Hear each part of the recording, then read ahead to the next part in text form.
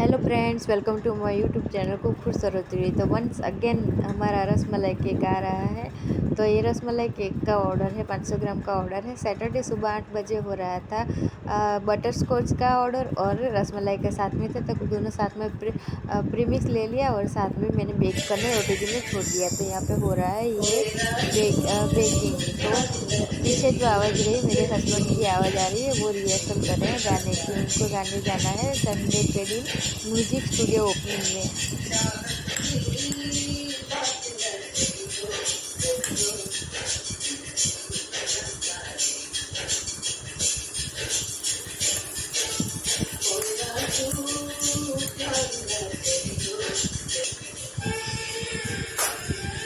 तो ये मेरा केक यहाँ पे बेक हो रहा है। मैंने ऑलरेडी ये बटर स्कॉच में रेसिपी आपको डाल दी है।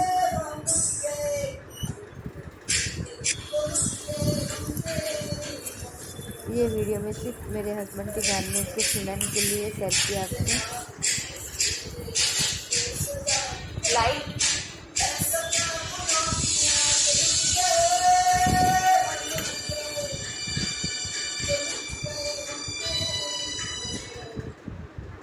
तो ये हो गया हमारा केक बेक और ठंडा होके आ गया है बाहर। साइड से मैं ऐसे ही स्क्रैच करके जो थोड़ा सा चिपक गया है उसे हटा दूंगी। ऊपर का बेस में डोम से हटा दूंगी और नीचे 3 लेयर काट लूँगी। तो धागे से काटने जा रही थी।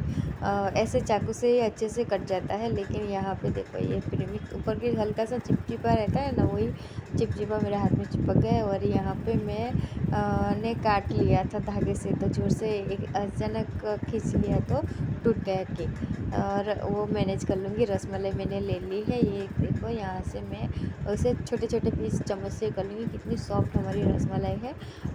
और भी मैंने रसमलाई काट के साइड में रख दी है। तो यहाँ पे स्पॉन्ज ले लिया है, जो कट गया है उसे मैं पीसेस डाल दिए हैं। नीचे मैंने बेस के नीचे क्रीम रख दी है और रसमलाई से सोक कर लिया है। और ऊपर से व्हिप क्रीम हम स्प्रेड कर लेंगे इक्वल। तो यहाँ पे हमारी क्रीम कम लेनी है, क्योंकि ये जा रहा है सिर्फ खाने के लिए। तो उनको रसमलाई केक टेस्ट करना है। और उनका स्पेशल जो भी केक का ऑर्डर है, उनमें वो बोलते ही हैं कि मुझे क्रीम कम देना, क्रीम कम चाहिए उनको। तो यहाँ पे रसमलाई क्रश हमने ले लिया है। अच्छे से स्प्रेड कर लेंगे रसमलाई क्रश को और उसके ऊपर रसमलाई के छोटे छोटे पीसेस रख देंगे। तो यहाँ पे प्रॉपर रसमलाई का फ्लेवर और रसमलाई के पीसेस एक एक केक के बाइट में आए, इसलिए हमें भर के रसमलाई डाल देनी है यहाँ पे। और उसके ऊपर मैंने बेस और दूसरा रख दिया। देखो रुई जैसा कितना सॉफ्ट हमारा स्पॉन्ज बना है। उसके ऊपर रसमलाई से सोक करके व्हिप क्रीम वापस हम स्प्रेड कर लेंगे। तो देखो कितनी कम कीमत में मैनेज कर रही हूँ रसमलाई को। तो ये हल्का सा टूट गया था, उसे मैं वापस लगा दूँगी। तो हम जब रसमलाई से सोक करेंगे तो इसमें बेस अच्छे से सेट हो जाएगा और क्रीम आ जाएगी। तो क्रीम केक अच्छे से सेट ही हो जाएगा, उसमें कोई दिक्कत नहीं आएगी। केक हमारा स्पॉन्ज टूटा हो या ना, तो अच्छे से क्रीम से सेट हो जाएगा। और इक्वल स्प्रेड कर लेना। नीचे से भी मैं सेट कर रही हूँ। जो कभी कभार हमारा केक आगे पीछे हो जाता है, तो ऊपर खाबर फिर बाद में मैनेज करने में दिक्कत आती है। उसके ऊपर मैं वापस ले रही हूँ रसमलाई का क्रश। तो रसमलाई क्रश में देखो बादाम, पिस्ता और केसर के धागे आते ही हैं।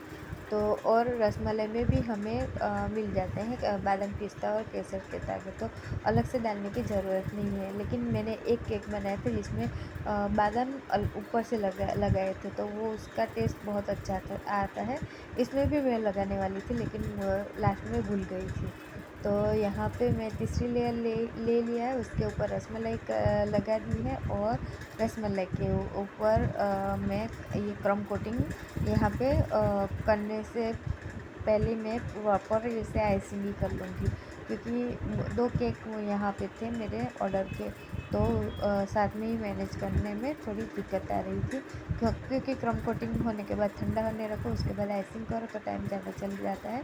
तो यहाँ पे मुझे केक में हाथ बैठ गया है तो डायरेक्टली मैं आइसिंग कर रही हूँ, क्योंकि क्रोम कोटिंग इसीलिए करते हैं क्योंकि जो केक के क्रोम है वो क्रोम कोटिंग में अच्छे से क्रीम में सेट हो जाते हैं, तो आइसिंग के टाइम में ऊपर नहीं आते और केक की फिनिशिंग में दिक्कत नहीं आते।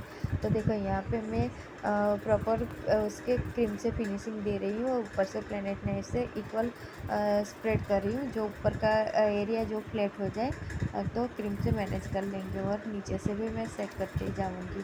तो ऊपर से मैं प्लेनेट नाइफ ले लूँगी, पर नीचे मुझे स्केपर ही अच्छा लगता है तो मैं स्केपर घुमा लूँगी। और ये देखो यहाँ पे स्केपर ले लिया, प्रॉपर फिनिशिंग दे दूँगी। फिर ऊपर नीचे का वाले जो आता है ना डिज़ाइन, वही मैं यहाँ पे ट्राई कर रही थी।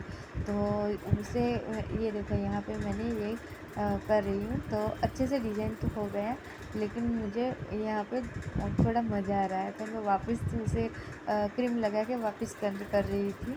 तो देखो ऊपर तो मैंने फिनिशिंग दे दिया, फिर वापस करने में क्रीम थोड़ी कम हो गई, तो देखो वो बेज ही दिखने लगा। तो फिर वापस मुझे डबल मेहनत करनी पड़ी, और देखो लास्ट में मैंने गोल्डन स्प्रे कर दिया। तो ये देखो ये जो पानी में जो आती है ना डिज़ाइन, वही वाली डिज़ाइन मैंने रेडी की है। और ये ऊपर मैंने ताज रख के ऐसे ही वीडियो निकाल ली, पर उनको मैंने बिना ताज की ये रसमलाई दे दी थी। तो I hope like share comment and subscribe this video. Thank you for watching and bye.